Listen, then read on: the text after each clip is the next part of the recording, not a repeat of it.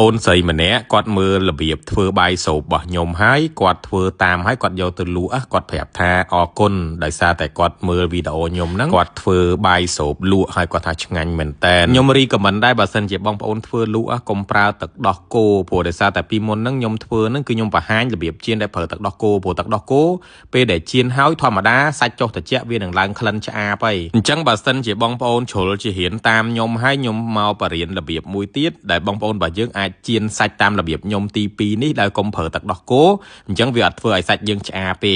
ដំបូងឡើយបើសិនជារបៀបចៀនយើងអត់ប្រើខ្លាញ់ទេហើយក៏អត់ប្រើទឹកដោះគោដែរមានន័យថាបងប្អូនកម្ដៅខ្ទះឲ្យក្ដៅហើយចាក់សាច់ចូលតែម្ដងហើយសួរថាតើវាជាប់អត់ជាប់ទេ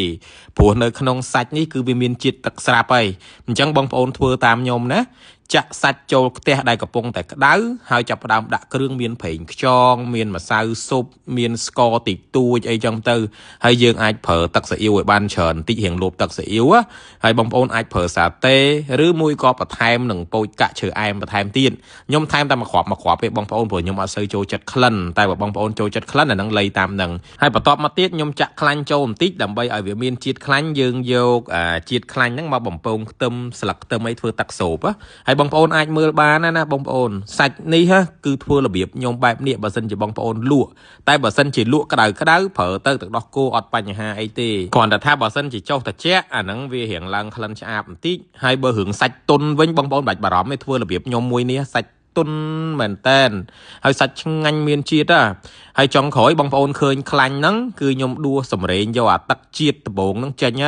ហើយសល់ខ្លាញ់យើងយកមកបំពងខ្ទឹមហើយនឹងស្លឹកខ្ទឹមហើយដាក់គ្រឿងដាក់គ្រូបងប្អូនចង់ច្រាមសាច់អីដាក់បន្ថែមអាហ្នឹងតាមតំណើទៅហើយជ្រក់ខ្ញុំធ្វើមុនបងប្អូនអាចចូលមើលបានរបៀបតែមួយអញ្ចឹងបាយសូបនៅក្នុងវីដេអូ TikTok និង page របស់ខ្ញុំមាន2របៀបមួយរបៀបចៀនសាច់ដែលប្រើទឹកដោះគោស្រស់ហើយទី2គឺរបៀបដែលខ្ញុំបង្ហាញថ្ងៃនេះព្រោះដោយសារតែបងអូនស្រីគាត់យករបៀបទី1ខ្ញុំទៅធ្វើអញ្ចឹងខ្ញុំបារម្ភខ្លាចពេលដែលសាច់គាត់ចុះត្រជាក់ទៅវាមានក្លិនឆ្អាបអញ្ចឹងបងអូនស្រីក៏ដូចជាបងដែលគាត់ត្រឡប់មើលវីដេអូ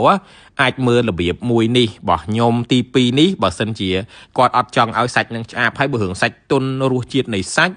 របៀបទី2នេះអាចនឹងល្អជាងច្រើនមែនតែនហើយបងប្អូនបើយើងអាចកែច្នៃទៅបើសិនជាចង់លក់ឬមួយក៏ចង់បើកជាតូបអីធម្មតាអីបងប្អូនអាចរបៀបកែច្នៃដូចខ្ញុំដាក់ស្លឹកឈូកដាក់អីចេះទៅជាការចាប់អារម្មណ៍ដែរហើយខ្ញុំបង្ហាញរបៀបមួយហ្នឹងហើយបងប្អូនកុំភ្លេចជួយគាំទ្រខ្ញុំវិញផងគ្រាន់តែទិញកៅបកពុកមាត់បងមករាជាប្រភេទកៅដែលល្អគុណភាពពោះកៅបកពុកមាត់គឺជាកៅបកពុកមាត់ចំហ្មងមួយឈុត25ស្មើនឹង 100000 រៀលបងប្អូនអាចកំងទិញតាម page តាម TikTok របស់ខ្ញុំឬមួយក៏តាក់ទងចូល Telegram របស់ខ្ញុំផ្ទាល់តាក់ទងតាម Telegram បងប្អូនចង់និយាយការងារអីតាក់ទងខ្ញុំតាម Telegram ចង់ទិញកៅបកពុកមាត់ក៏បានកៅបកហូមដៃហូមជើងអីក៏បានដែរ Telegram 086 94 66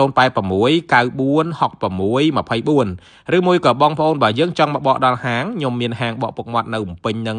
នៅខាងអូដឹមយើងបើករាល់ថ្ងៃម៉ោង 9 ព្រឹកម៉ោង 9 យប់បកពុកមាត់ម្ដងតែ$3 12000ចង់បកហូមដៃហូមជើងក៏បានដែរចូល Google Map ទៅវាយអក្សរខ្មែរដាក់ថាហាងបកពុកមាត់បងមករាជិះតាម location ហ្នឹងមកដល់មុខបរិយចូលខាងក្នុងផ្ទះ B28 បាទ